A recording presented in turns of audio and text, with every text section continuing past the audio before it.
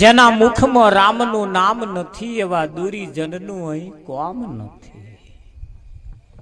દુરીજન એને કયો છે કે જેના મુખમાં રામનું નામ નથી. ધ્યાન રાખજો, મુખ એટલે પાછું મોઢું ના સમજતા. ઘણા ખરાના બગલમાં રામ, મુખમાં રામ ને બગલમાં છુરી, એને રામ ના કહેવાય. મુખ એટલે શરૂઆત જેને કહેવાય. મુખ એટલે જેની શરૂઆત, જેનો સંકેત એમ કે છે કે જેની શરૂઆત મુખથી ચાલુ થાય.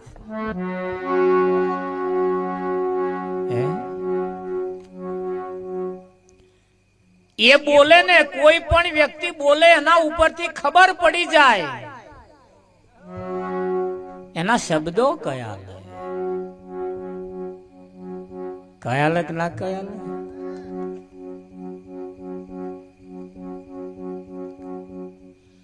વહુ અને સાસુ વચ્ચે માથાકૂટ થયું હોય એટલે સાસુબા વહુને હવારો નો આડે હાથે લે. હગવાલો આવે, આડોશી પાડોશી આવે, બધો વાત આવીને સમજાવે, બા શું કરવા માંડ્યું છે આ બધા ખેલ.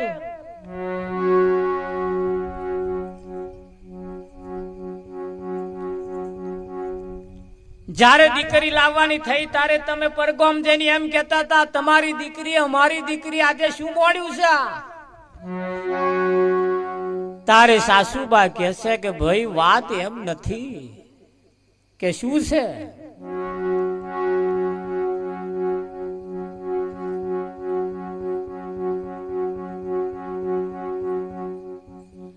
એ બે દડાઈ જે બોલે છે ને, એ બોલે છે એનો આ ઝઘડો છે.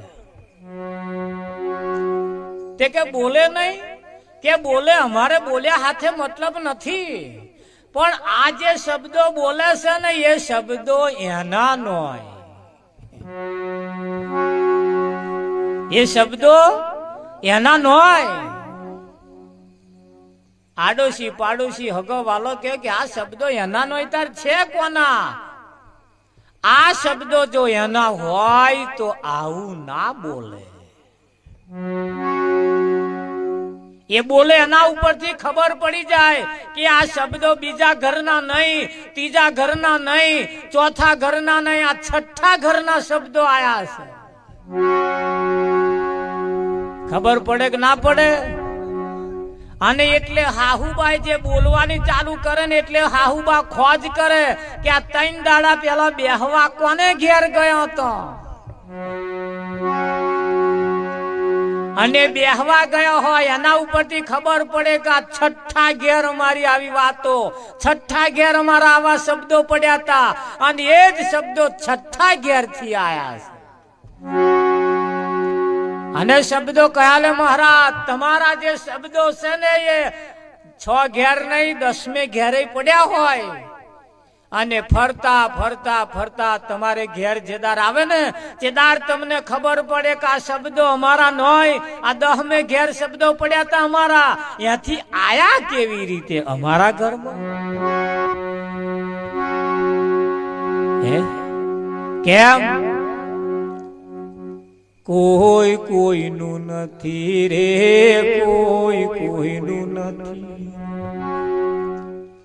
તમે નાહક ના મરો બધા મથી મથી રે, કોઈ કોઈનું નથી.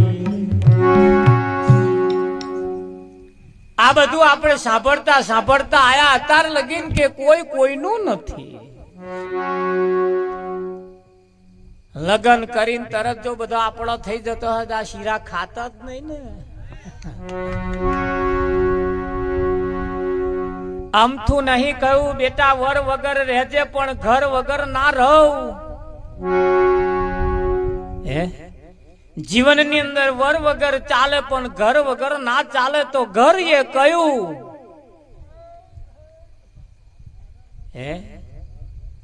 દીકરી જયારે પરણીને સાસરે જાય એટલે ફરિયાના બધા 10 રૂપિયા 50 રૂપિયા હાલે, અને કે માથે હાથ ફેરવીને કે બેટા તારું ઘર લઈને બેહી જજે. પણ ચોખવટ કરો, ચોખવટ કરો. આ ચોખવટ ના કરીને તારથી હવે આવીને એ હરિયો કરવાનું ચાલુ કરી. હાહુબાને વાત વાતના ખોંચા કાઢે. શું કરવા? હાહુનું ઘર લેવા. કેમ કે તો અહીં કહીને મોકલ્યો છે ઘર લઈને બેહી જજે. અને ઘર લેવાનું કહ્યું છે તારથી ખણ ખોતર ખણ ખોતર ખણ ખોતર ખણ ખોતર ચાલુ છે. ચોખટ કરવા જેવો સમય આવ્યો છે. હવે ઘર કયું લેવાનું? વર વગર રહેજે પણ ઘર વગર ના રહીશ એવું કહ્યું છે. એની પાછળનું કારણ શું છે? વાત બહુ સાચી છે. અહીંયા ખોટું કશું કહ્યું નથી. હે, જ્યાં સુધી આપણે આપણું ઘર લઈને ના બેસીએ ને ત્યાં સુધી આ જન્મારો આપણો માથે પડે, અવસર માથે પડે, આ મહેનત બધી માથે પડે.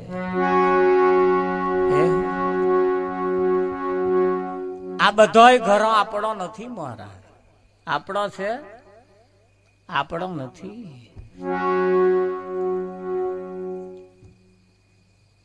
આપણે ઘેર જેવી રીતે ઉઠો બેહો એવી રીતે ચાલે. બીજે ઘેર તમે જાઓ એટલે એની મર્યાદાનું પાલન કરવું પડે કે ના કરવું પડે?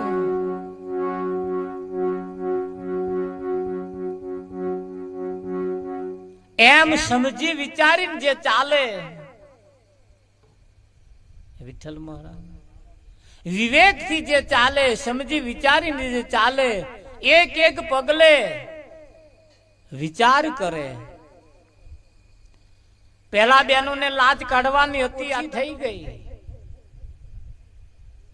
કઈક કઈક ગરમ છે. લાજ રાખવાની મતલબ હતો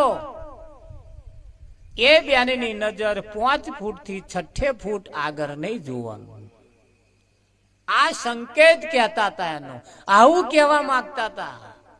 લોબી નજરે આ મૂછો વાળાને જોવાનું એટલે અમને નતું ઓઢવાનું. પેલો અમને ઝીણી નજર, ટૂંકી નજર રાખવાની હતી. અને આજ એ નજરો ઊંચી થઈ ગઈ મહારાજ. થઈ ગઈ કે ના થઈ ગઈ? તમને ખબર હશે કદાચ 60-70 વાળા આમ કરીને જોતો હોય એટલે ચોખ્ખું ના દેખાય. એ ચોખ્ખું ના દેખાય ને એવા આમ કરે. આમ તે આમ કરવાથી દેખાય. અમે શું આમ કરવાથી શું થઈ જતું હશે? હા રમણભાઈ આયા કે આમ ખબર ના પડે, ના ઓળખણ પડે. અને આમ કરવાથી ઓળખણ પડે. એની પાછળનું કારણ છે કઈ? આ તમારી આંખોનું તેજ જે નજર છે એ નજર આમ જોવાથી આમ ફેલાઈ જતું હોય છે. એની ઉપર સેજ આમ પડદો કરો એટલે સીધી નજર પડે. પેલી એક બેટરી આવે છે, ચાર્જિંગ બેટરી હોય, પાવર વાળી હોય, એને આમ આગળ આમ ફેરવો ને એટલે સીધું અજવાળું પડે. અને આમ સેજ ફેરવો એટલે મોટું હોય જ પડે. પડે કે ના પડે? એમ તમારી નજર એવી છે. નજર ઉપર કંટ્રોલ રાખવામાં જો આવે તો સાચું અને સીધું દેખાય.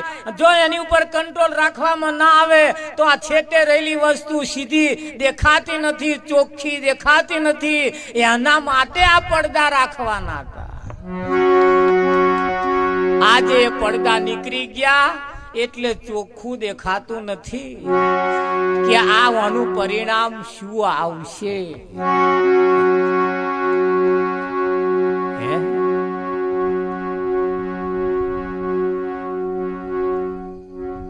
ભાઈઓને ચોટલી રાખવાની અને બહેનોને ચોટલા રાખવાના.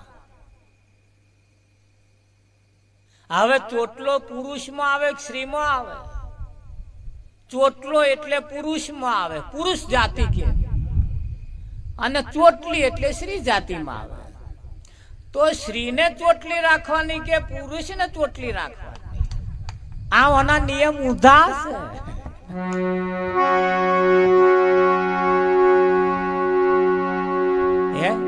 ભાઈઓને ચોટલી રાખવાની અને બહેનોને ચોટલા રાખવાના.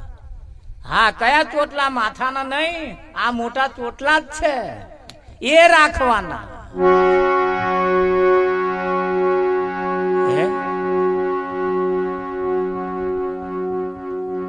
સરસ આપણી ભારતની સંસ્કૃતિમાં આપણા ઘરના પરિવારોની અંદર સરસ હતું લાજ કાઢવાનું. શું હતું? લાજ કાઢવાનું હતું. આજે નિયમ બદલાઈ ગયા મહારાજ. ખરેખર નિયમ શું હતો? નિયમ ખરેખર શું હતો? લાજ કાઢવાનો નહીં, લાજ રાખવાનો. આગુ ઓળવાથી લાજ રખાતી નહીં, કઢાય. હવે ભલે રખાઈ ગયું, પણ લાજ રાખવાનો સમય આવ્યો, કાઢવાનો નહીં. ખાલી આમ કઈ છેડો નાખો એટલે લાજ કઢાઈ ગઈ, રખાઈ ગઈ એવું નહીં. હવે રાખવાનો સમય આવ્યો. નિયમ હતો લાજ રાખવાનો, લાજ કાઢવાનો નહીં. આવા નિયમ સંકેત હતા, કઈક ઈશારા, કઈક કહેવા માંગતા હતા. પણ એ જયારે બદલાઈ જાય છે ત્યારે સોની નોટ જૂની હતી એ અને આજે જે નવી છે એમાં ફેર છે. જૂની હતી એ થોડી મોટી હતી, એનો કલર જુદો હતો. નવી આવી થોડી ટૂંકી આવી ત્યારે એનો કલર બદલાઈ ગયો. પણ ધ્યાન રાખજો, ભલે એનું માપ બદલાયું, કલર બદલાયો, પણ છાપ તો હોવાની જ છે. એમ હનીમય પણ છાપ આદિ અનાદિ કાળની એની એ જ છે. ભલે માપ બદલાયું, ભલે એનો કલર બદલાયો, પણ છાપ એની એ જ છે. કેમ?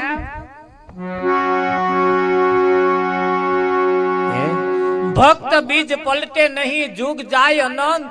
ઊંચ નીચ ઘેર અવતરે તોય આખરે સંતનો સંગ. અહીં આયેલાનું ક્યારે કમતરે જવાનું નથી. અહીં આજે તમે બેઠા છો, આજે આ બેઠા છો, એનું એક દાડ પ્રમાણ મળશે. આવશે ને આવશે. ભલે કોઈ દિવસ ભજનમાં ના જતા હોય, આજે તમે આઈને બેહો. એક દાડે આયેલું અહીંયા આગળ તમારું મજરે આવે ને આવે. કેમ કે આ ધર્મનો મંડપ છે, આ ધર્મની જગ્યા છે. અને ધર્મની જગ્યા એક વખત જે કદાચ બેસી જાય,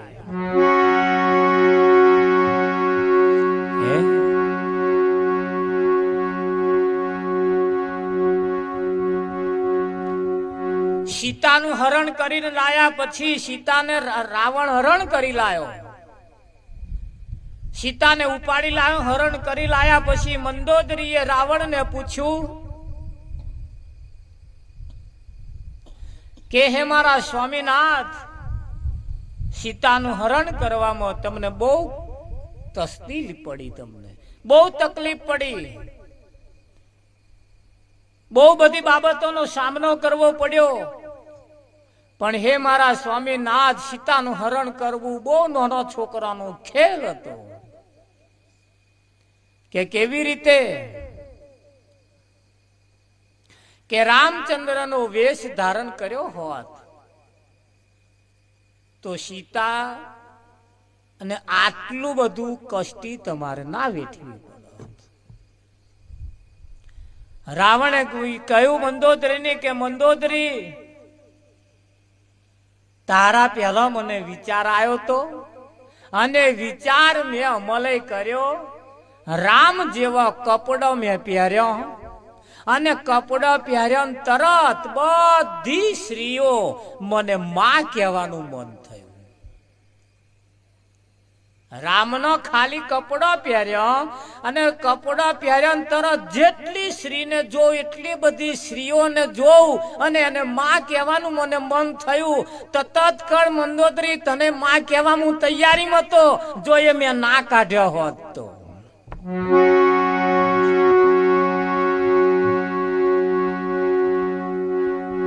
એટલે મંદોદરી વાત રહેવા દે, એના લુગડામાં એટલી તાકાત છે, એના કપડામાં એટલી તાકાત છે. જેના શરીરે પેલા કોડ નીકળ્યા હોય ધોરા ચાઠો, એની બંડી કદાચ જો તમે પહેરી લો ને તો એ ચાઠા તમને થાય. એનું ખમીસ જે પહેરતો હોય એ જો તમે ખાલી પહેરો